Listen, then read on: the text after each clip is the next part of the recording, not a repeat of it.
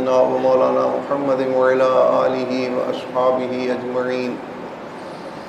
أعوذ بالله من الشيطان الرجيم. بسم الله الرحمن الرحيم.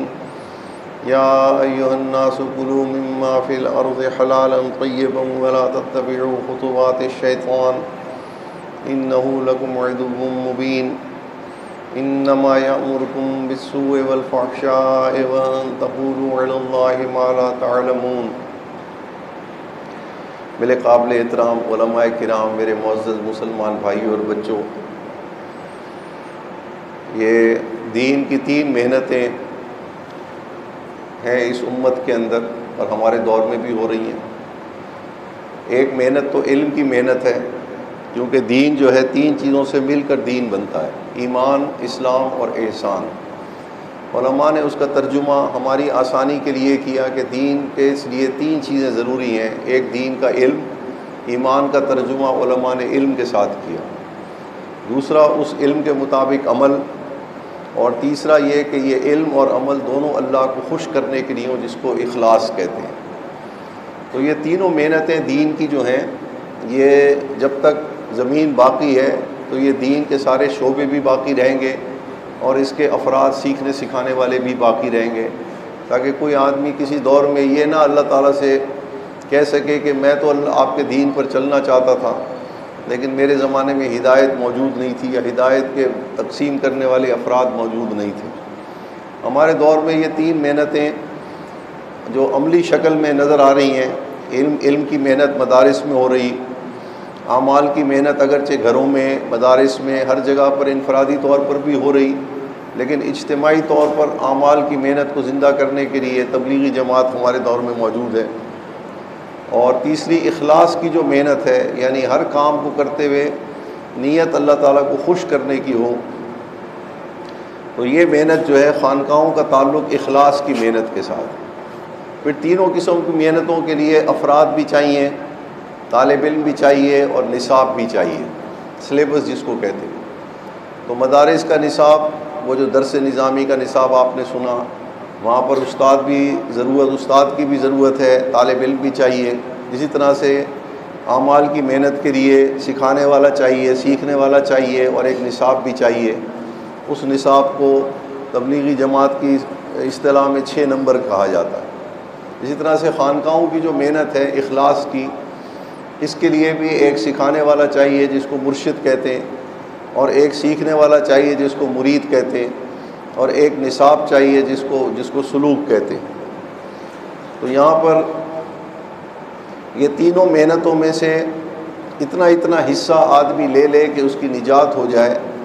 یہ ضروری ہے. فرض کے درجے میں علم حاصل کر لینا یہ ہر مسلمان مرد اور عورت کے اوپر فرض ہے کہ اس کو حلال اور حرام کی تمیز ہو جائے. کم از کم درجے میں فرض علم اتنا کافی ہے ہر مسلمان کے لیے، اور اس کو حاصل کرنے کے لیے کوئی بہت زیادہ لمبے چوڑے عرصے کی ضرورت نہیں. ایک مسلمان 2 سے 3 مہینے کے اندر جس علم کی اس کو ساری زندگی ضرورت ہے، وہ 2 سے 3 مہینے کے اندر اس کو حاصل کر سکتا ہے، بنیادی ضروریات. اسی طرح اعمال، پھر اسی علم کے مطابق اس نے عمل کرنا ہے ساری زندگی. اور جہاں کوئی نیا مسئلہ پیش آئے تو علماء سے پوچھ کر کے اس نے اپنے مسئلے کی اس کی درستی کرنی ہے. اور اخلاص کی جو محنت ہے، یہ اخلاص کی محنت کے لیے بھی کم از کم اتنا درجہ انسان محنت کر لے اپنے باطن کے اوپر کہ ہر کام کرتے ہوئے، کیونکہ انسان کی اغراض جو ہیں، مفادات تبدیل ہوتے رہتے ہیں. جب آدمی دین کا علم حاصل کرتا ہے یا عمل کرتا ہے تو عمل کرنے کے بعد اس کی نیت اصل میں بدلتی ہے، اور نیت بدلنے سے اس کے علم اور عمل کے ضائع ہونے کا ڈر ہوتا ہے. تو اصل میں خانقاہوں میں اخلاص کا مطلب یہ ہے کہ آپ کی نیت کو قابو کرنے کا طریقہ آپ سیکھیں. اس کی میں مثال دیتا ہوں. ایک آدمی نے دین کا کام شروع کیا، ایک آدمی نے بچوں کو قرآن پڑھانا شروع کر دیا، اور نیت اس کی یہ تھی کہ یہ میں اللہ کا کلام ہے، مجھے اللہ نے یہ دیا ہے، تو میں اس کو اللہ ہی کو خوش کرنے کے لیے پڑھا رہا ہوں. جب اس نے شروع کیا تھا اس وقت اس کے ذہن میں کوئی اور مفاد نہیں تھا، لیکن جیسے جیسے وقت گزرتا گیا، بچے آتے چلے گئے، لوگوں کے والدین نے دیکھا کہ اس مدرسے میں اس جگہ پہ استاد کو فلاں چیز کی ضرورت ہے، فلاں چیز کی ضرورت ہے، فلاں چیز کی ضرورت ہے، تو ہر آدمی نے اپنی اپنی توفیق کے مطابق پیشکش شروع کر دی. اب یہ پیشکش کرنا کوئی بری چیز نہیں، استاد کا قبول کرنا بھی کوئی بری چیز نہیں، لیکن اگر استاد کی نظر پڑھانے سے ہٹ کے اسباب کی طرف چلی جائے، یعنی وہ یہ سوچنے لگ جائے کہ اب میں بچوں کو جتنا پڑھاؤں گا اتنا ہی میرے لیے آسائشیں اور سہولتیں پیدا ہونے لگ جائیں گی، یہ ہے نیت کا بدلنا۔ اگرچہ کام وہ پہلے والا ہی کر رہا ہے، لیکن اس کی صرف سوچ بدلنے سے، نیت بدلنے سے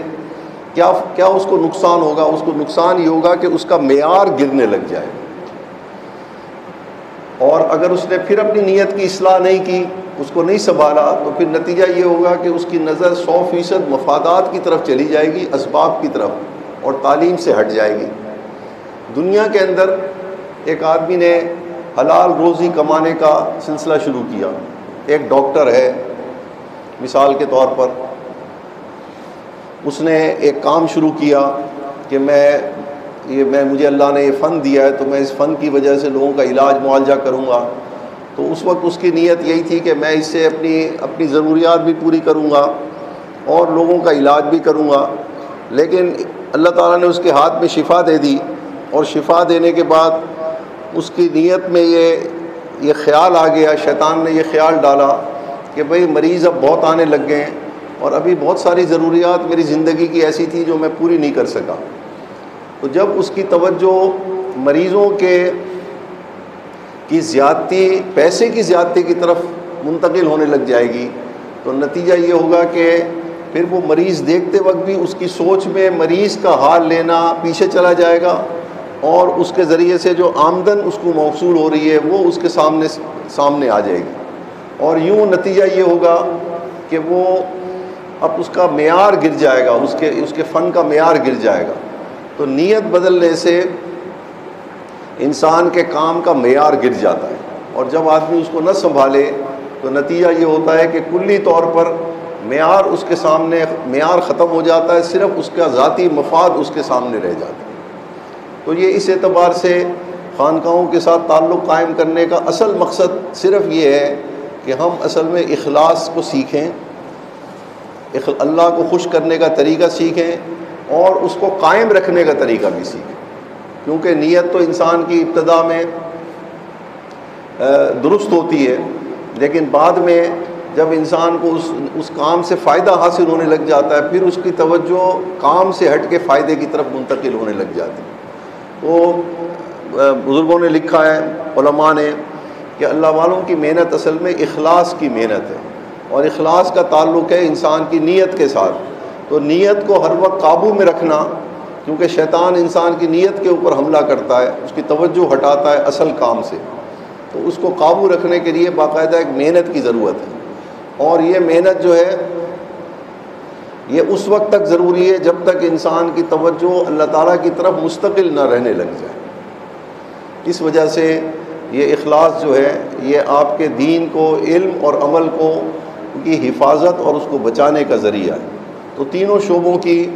ہماری زندگی میں کسی نہ کسی درجے ضرورت اور اہمیت ہے، جس کے لیے ہمیں ہر شعبے کے افراد سے تعلق قائم رکھنا ضروری ہے۔ یہ اس وقت جو بات فقیر سمجھانا چاہتا ہے اصلاح کے حوالے سے، وہ یہ ہے کہ پہلے یہ سمجھیں کہ اللہ تعالیٰ نے ہمیں زمین پر ایک اعزاز دے کر کے زمین پر بھیجا ہے۔ ہماری پیدائش کے وقت اللہ تعالیٰ نے ہمارا منصب ہمیں بتایا کہ آپ کون ہیں، تو اللہ تعالیٰ نے ہمارے لیے لفظ استعمال کیا کہ تم زمین پر میرے نائب اور خلیفہ ہو۔ حضرت آدم علیہ السلام کی پیدائش کے وقت اللہ تعالیٰ نے زمین پر اتارنے کا مقصد یہ بیان کیا تھا کہ میں زمین پر اپنا نائب بھیجنا چاہ رہا ہوں۔ تو معلوم یہ ہوا کہ جو شخص بھی اس زمین پر مرد کی شکل میں اترا ہے، وہ در حقیقت اللہ تعالیٰ کی طرف سے اس کو ایک منصب عطا کر دیا گیا ہے۔ اس منصب کو کہتے ہیں خلیفہ، اللہ کا نائب، اور اس کی ڈیوٹی بھی اللہ تعالیٰ نے متعین فرما دی، کیونکہ انسانوں کو زمین پر بھیجنے سے پہلے، حضرت آدم علیہ السلام سے پہلے جنات اس زمین پر موجود تھے۔ تو جنات جو تھے انہوں نے بہت فساد مچایا ہوا تھا زمین پر، خون خرابہ بہت کیا تھا، بہت بگاڑ پیدا کیا تھا۔ تو جب حضرت آدم علیہ السلام کو اللہ نے پیدا کرنے کا ارادہ فرمایا تو فرشتوں نے یہی اعتراض اٹھایا کہ بھئی پہلے آپ نے ایک مخلوق پیدا کی تھی، اس نے زمین پر جا کر فساد پھیلایا، اب آپ ایک اور مخلوق پیدا کر رہے ہیں تو یہ بھی تو جا کر زمین پر وہی کام کرے گی جو پہلی مخلوق نے کیا تھا۔ تو اللہ تعالیٰ نے ان کے اس اعتراض کا جواب نہیں دیا، خاموشی اختیار فرمائی۔ تو مقصد اللہ نے ہماری پیدائش کا کیا بیان فرمایا؟ یہ وہ اعزاز ہے جو ہم سب کو اللہ تعالیٰ نے پیدائش سے پہلے عطا کر دیا ہے۔ اس کے لیے ہمیں کوئی اس منصب کو حاصل کرنے کے لیے ہمیں کوئی بھاگ دوڑ نہیں کرنی، صرف اس منصب کی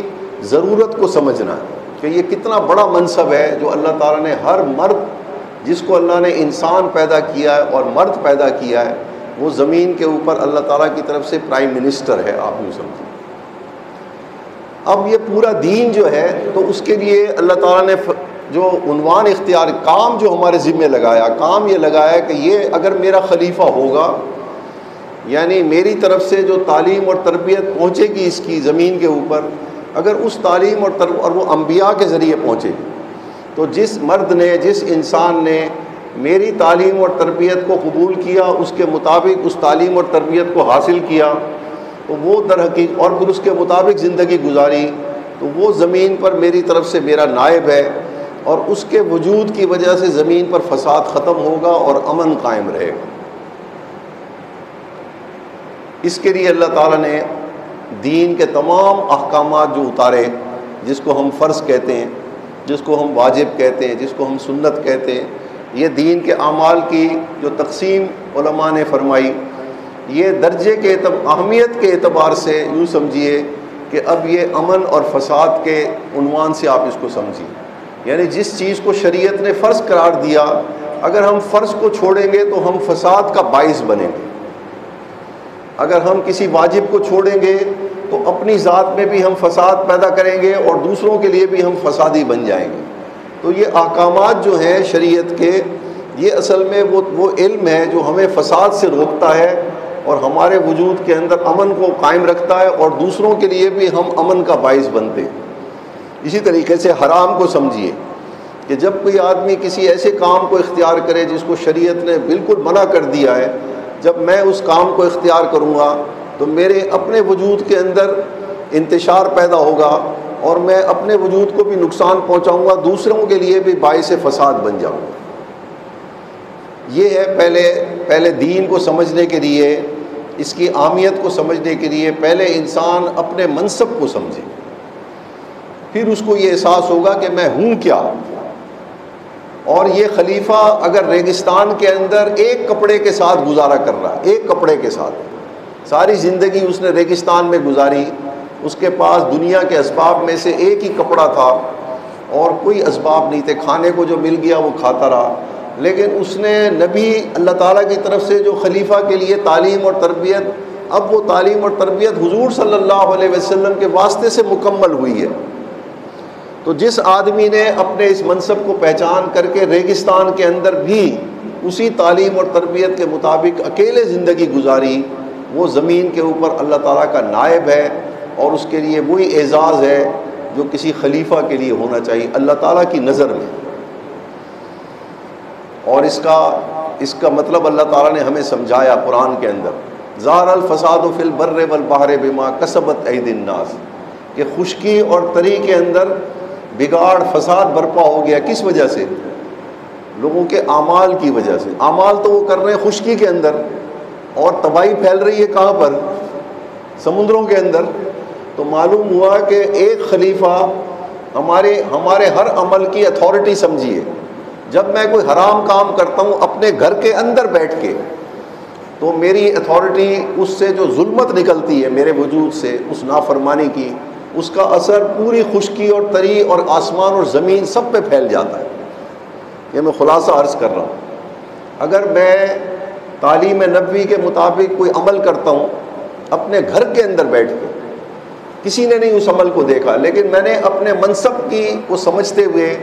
اس تعلیم کو، دین کی تعلیم کو جو حضور صلی اللہ علیہ وسلم کے ذریعے پہنچی، اس کو میں نے تعلیم کو اپنے لیے اس لیے ضروری سمجھا کہ میرا بہت بڑا عہدہ ہے۔ میں اس تعلیم کو جب تک اپنے اوپر لاگو نہیں کروں گا اس وقت تک میں اپنے منصب کا حق ادا نہیں کر رہا۔ جب آپ نے کسی اس تعلیم نبوی کے مطابق عمل کیا گھر کے اندر بیٹھ کے، تو آپ کے وجود سے ایک نور پھوٹے گا، وہ نور پوری کائنات کے اندر پھیل جائے گا۔ یہ ہے میرا اور آپ کا منصب اور ذمہ داری۔ دین کو آپ اس اعتبار سے جب سمجھنے کی کوشش کریں گے تو آپ کی نظر میں دین کی کوئی اہمیت آپ کو زندگی میں محسوس ہوگی کہ یہ کوئی بہت ہی قیمتی اور ضروری چیز ہے جس کو میں نے اختیار کرنا۔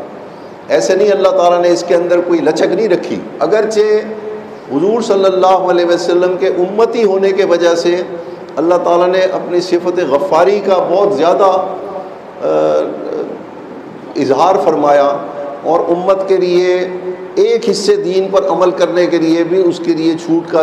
اعلان فرما دیا حضور صلی اللہ علیہ وسلم نے۔ لیکن تقاضا یہ نہیں کہ ہم دین کے 9 حصے چھوڑ دیں اور ایک حصے کو عمل کریں۔ اللہ تعالیٰ کا تقاضا ہم سے یہ نہیں، کیونکہ اللہ تعالیٰ یہ چاہتے ہیں کہ جو منصب میں نے تمہیں دیا ہے اس کا تقاضا یہ ہے کہ اگر تم 9 حصے دین کو چھوڑ دو گے تو وہ 9 حصے دین چھوڑنے کی وجہ سے فساد ضرور برپا ہوگا۔ یہ نہیں ہو سکتا کہ دین کے حصے کو چھوڑنے سے زمین پرامن رہے، یہ نہیں ہو سکتا، اور اس کے نتیجے میں اللہ تعالیٰ نے استغفار اور توبہ اس کے قائم مقام رکھی۔ اس لیے تو نہیں فرمایا ادخلوا فی السلم کافہ، پورے کے پورے میری فرما برداری میں داخل ہو جاؤ۔ تو یہ تقاضا قیامت تک کے لیے ہے یا پہلے صحابہ کے لیے تھا؟ تو معلوم ہوا کہ اتنی بڑی ذمہ داری بھی تو دی ہے جس کے لیے اللہ تعالیٰ کہہ رہے ہیں کہ میرے دین کے خلاف کوئی عمل کرنا ہی نہیں۔ وَلَا تَمُوتُنَّ إِلَّا وَأَنْتُمْ مُسْلِمُونَ، یہ آیت کیا کہہ رہی ہے؟ ہرگز ہرگز نہ مرنا مگر اس حالت میں کہ تم پورے پورے میرے فرما بردار ہو۔ تو معلوم ہوا کہ منصب کو جب تک ہم پہلے ذہن میں نہیں رکھیں گے کہ ہماری اتھارٹی کیا ہے، اس وقت تک ہم اس تعلیم نبوی کی اہمیت کو نہیں سمجھ سکتے، اور اس کو نہ سمجھنے کی وجہ سے اس پہ عمل میں بھی اسی وجہ سے کمزوری ہے۔ تو اب جو یہ بات اسی تعلیم کے اندر ایک اہم ترین نقطہ اپنے وجود کو فساد سے روکنے کا، اس فقیر نے ایک آیت پڑھی کہ اے انسانوں، تمام انسانوں کو اللہ نے خطاب کیا کہ زمین کے اوپر میں نے تمہارے کھانے پینے کی چیزیں پیدا کی ہیں، تمہارے لیے جانور بھی ہیں، نباتات بھی ہیں، پھل بھی ہیں، سب کچھ ہے، لیکن ان میں سے وہ چیز کھانا جس کو میرے انبیاء نے جس کو انسان کے کھانے کے لیے حلال قرار دیا ہے، اور اس کو حاصل کرنے کا جو ذریعہ ہے وہ بھی حلال ہو، یعنی جو پیشہ جس کو ہم پیشہ کہتے ہیں وہ پیشہ بھی حلال ہو، اگرچہ چیز خود حلال ہے لیکن آپ نے جس ذریعے سے کما کر کے اس کو خریدا اس حلال چیز کو، وہ اگر حرام ہے تو بھی آپ کے وجود کے اندر فساد برپا ہو جائے گا۔ تو سب سے تصوف کے اندر اللہ والوں کے ہاں تمام تزکیہ اور اصلاح کا، یعنی خلیفہ کے لیے جس تربیت کی ضرورت ہے اس تربیت کے وہ تزکیہ کہتے ہیں، اس تربیت کے لیے ضروری ہے کہ انسان سب سے پہلا اور بنیادی نقطہ یہ ہے کہ انسان جو چیز اپنے منہ سے اندر لے کے جا رہا ہے اس کے بارے میں سوچے کہ یہ میرے لیے اندر جا کر کے یہ فساد برپا کرے گی یا میرے وجود کو پرامن کرے گی۔ تاجروں کے لیے تو حلال کے لیے 2 چیزیں، جو چیز وہ بیچ رہے ہیں اور خرید رہے ہیں اس کے لیے شریعت نے اس چیز کے بیچنے اور خریدنے کی اجازت دی ہو۔ دوسری چیز ہے ناپ تول اور معیار کے اندر کمی بیشی، اپنی آمدن کو، اپنی غذا کو حلال بنانے کے لیے تاجر کے آپ 3 نمبر 10 نمبر چیز بیچیں معیار کے اعتبار سے، لیکن گاہک کو پتہ ہونا چاہیے کہ یہ کس معیار کی چیز ہے، تو آپ کی آمدن جو ہے وہ حلال ہو جائے گی۔ قیمت آپ بے شک اس کی 1 نمبر والی قیمت لیں، لیکن آپ معیار کو گاہک کو یہ بتا دیں کہ مجھے یہ چیز اتنے قیمت پہ پڑی ہے، میں تو اتنے میں بیچوں گا، لیکن اس کا معیار وہ نہیں ہے جو تم سمجھ رہے ہو۔ تو تاجر کے لیے تو حلال کے، اس لیے حضور صلی اللہ علیہ وسلم فرمایا کہ حلال طریقے سے روزی کمانا تاجر کے لیے بہت مشکل کام ہے، کیونکہ اس کو تجارت کے اندر ناپ تول کے اندر معیار برقرار رکھنا، اور اس کے اندر بار بار اس کی طبیعت چاہتی ہے، اس لیے فرمایا کہ جو آدمی دیانتدار ہو، ناپ تول اور معیار کے اندر کمی نہ کرے اور سچ بولے، اس کا حشر انبیاء کے ساتھ ہوگا۔ ملازم پیشہ افراد کے لیے حلال اختیار کرنے کا مطلب ہے کہ انہوں نے اپنا وقت بیچا ہے اپنے مالک کو، وقت بیچا ہے، کام نہیں۔ اب وہ مالک اس وقت کے اندر ان سے جو بھی کام لے وہ اس کام کے پابند ہیں، کیونکہ انہوں نے وقت اس کو بیچا ہوا ہے اپنے مالک کو۔ اس اعتبار سے سب سے زیادہ کوتاہی سرکاری افسروں سے اور تعلیم کے میدان کے اندر پڑھانے والوں سے ہوتی ہے۔ یونیورسٹی کے ٹیچرز، پروفیسرز، اسکول کے ٹیچر اور پروفیسر، ان کے ہاں اس کے اندر سب سے زیادہ کمی اور کوتاہی ہوتی ہے، کیونکہ وہ سمجھتے ہیں کہ ہم نے لیکچر دینے کے لیے کالج میں جانا ہے، اس سے زیادہ ہماری کوئی ضرورت وہاں پر نہیں۔ گھر سے نکلے، لیکچر دیا، واپس آیا۔ سرکاری ملازم 8 بجے سے 4 بجے تک اگر وقت ہے تو وہ 9 بجے وہاں پہنچے گا اور 3 بجے گھڑی دیکھنے لگ جائے گا، تو روز کے 2 گھنٹے جو ہیں جو تنخواہ وہ لے رہا ہے وہ اس کے لیے جائز نہیں ہے۔ یہ شارٹ لیو جس کو ہم کہتے ہیں، بھائی میں نے بل بھرنا ہے، میں جا کر کے بل بھرا ہوں، یہ شارٹ لیو دینے کا اختیار کسی افسر کو نہیں ہے، کیونکہ افسر پیسے نہیں، تنخواہ افسر نہیں دے رہا، تنخواہ آپ کو سرکار دے رہی ہے۔ آپ چھٹی لیں، چھٹی لے کر کے آپ اپنے سارے گھر کے کام کریں، پھر آ کر کے آپ اپنی ڈیوٹی جوائن کریں۔ اسی طریقے سے وہ ذرائع جن کے ذریعے آپ کما رہے ہیں، مثلا بجلی ہے اور جو اسباب آپ حکومت سے آپ نے خریدے ہیں، ان اسباب کے اندر بھی جو آپ کا معاہدہ حکومت کے ساتھ ہوا ہے بجلی خریدنے کا، گیس خریدنے کا، اس معاہدے کے مطابق اگر آپ اس کی رقم ادا نہیں کر رہے تو اس سے جو چیز بھی آپ استعمال کر رہے ہیں، جس چیز کو بھی پکانے کا یا تیار کرنے کا آپ ذریعہ سمجھ رہے ہیں، اس کے اندر آپ کو سوچنا چاہیے کہ آپ کس درجے کی، کیونکہ اس کا نقصان کیا ہوگا۔ اللہ تعالیٰ نے فرمایا کہ جب غذا، حرام غذا اندر جاتی ہے تو شیطان کو آپ کے ورغلانے کا سبب اس کے لیے بہت آسان ہو جاتا ہے۔ اور اس کے لیے وہ جنت والا واقعہ یاد رکھیں کہ جنت میں حضرت آدم اور حضرت حوا کو شیطان نے ایک چیز کھانے کے اوپر اکسایا تھا، اور وہ حلال بھی تھی، لیکن حکم اللہ تعالیٰ کا تھا کہ اس کے قریب نہیں جانا۔ انہوں نے وہ حلال چیز کھائی جنت کے اندر، لیکن اصل میں اللہ کے حکم کی عدولی کی، تو نتیجہ کیا ہوا؟ 2 چیزیں نتیجے میں آئیں۔ ایک تو یہ کہ ان کا لباس اتر گیا، دوسرا کیا ہوا کہ وہ اپنی منصب کو چھوڑ کر کے نیچے زمین کے اوپر اتار دیے گئے۔ تو اس آیت میں بھی اللہ تعالیٰ یہ فرما رہے ہیں کہ دیکھو غذا کے اندر بہت احتیاط، اور سب انسانوں کو خطاب ہے کیونکہ سب انسان اللہ کی نظر میں خلیفہ ہیں۔ تو اللہ تعالیٰ فرما رہے ہیں دیکھو غذا جو تم کھا رہے ہو حلال بھی ہو اور پاکیزہ طریقے سے پکائی گئی ہو، اس پہ کوئی ناپاکی اور نجاست کا اس کے اندر دخل نہ ہو۔ یہ 2 چیزوں کے ساتھ جب آپ غذا کھائیں گے تو اس غذا کا اثر یہ ہوگا کہ آپ کے وجود میں شر تو اللہ نے رکھا ہے نفس کی وجہ سے، لیکن وہ شر جو ہے وہ ابھر نہیں سکے گا، اللہ کی نافرمانی نہیں کر سکے گا، کیونکہ آگے اللہ نے فرمایا کہ اگر تم نے ایسا کر لیا تو شیطان کا تمہارے اوپر اثر غالب آ جائے گا اور وہ 2 کام کرے گا، انما یامرکم بالسوء والفحشاء وان تقولوا علی اللہ ما لا تعلمون۔ ایک تو تمہیں بے حیائی کی طرف لے کے جائے گا، بے حیائی کرنا تمہارے لیے معمول کی بات ہو جائے گی، یعنی ظاہری گناہ کرنا۔ بے حیائی کہتے ہیں ظاہری گناہ کرنا، مردوں کا داڑھی کٹانا یہ ظاہری گناہ ہے، یہ فحاشی ہے، عورتوں کی بے پردگی کرنا یہ فحاشی ہے۔ تو اللہ نے فرمایا کہ یہ غذا کے آپ خود تو حلال کما رہے ہیں، کھا رہے ہیں، لیکن آپ نے کسی ایسے آدمی کے گھر جا کر کے اس کی غذا کھا لی جس کا ذریعہ آمدن حرام تھا، تو بھی آپ کے ذہن کے اندر انتشار پیدا ہوگا اور آپ کی تمام سوچ ہر چیز کے اوپر شیطان کے اثرات، اس کا اثر غالب ہونا آپ کے لیے آسان ہو جائے۔ تو اللہ تعالیٰ نے اس کا نقصان بھی بتایا کہ صرف غذا کے اندر بے احتیاطی کرنے کی وجہ سے۔ ایک واقعہ سنا کے میں اپنی بات ختم کرتا ہوں۔ ایک بزرگ اس فقیر نے ان کی زیارت کی، میرپور خاص کے اندر رہتے تھے، بابو جی عبداللہ ان کا نام تھا، ٹکٹ کلیکٹر تھے، وہ ٹکٹ چیکر تھے سن 48 کے اندر۔ تو انہوں نے افسروں کی سختی کی وجہ سے کہ وہ اکثر بغیر ٹکٹ سفر کرتے تھے اور یہ ان سے پیسے وصول کرتے تھے، یہ ان کو نہیں چھوڑتے تھے، تو نتیجہ یہ ہوا کہ یہ انہوں نے ملازمت سے استعفیٰ دے دیا۔ ملازمت سے استعفیٰ دے دیا۔ یہ اس درجے کے بزرگ تھے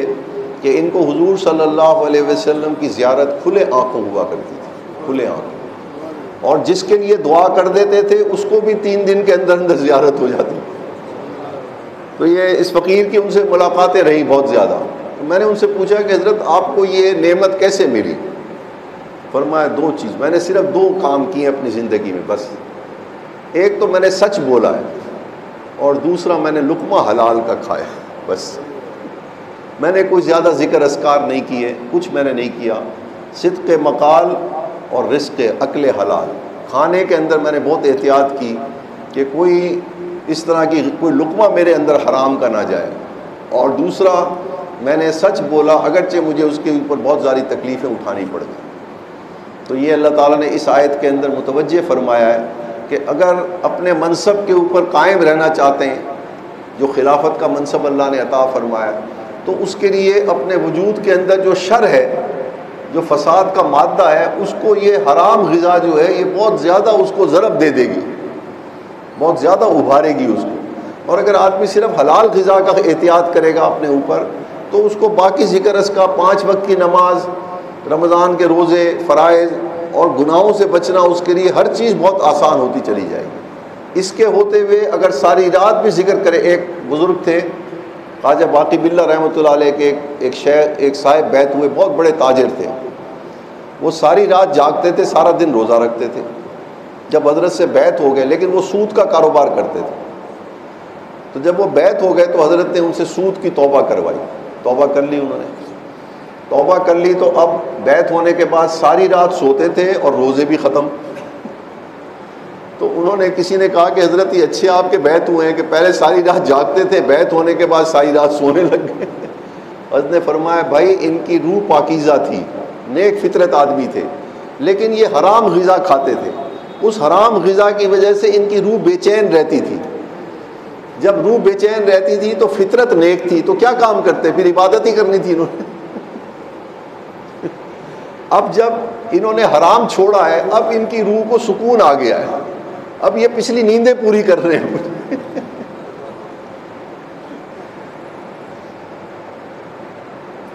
بزرگوں نے لکھا ہے کہ 80% تزکیہ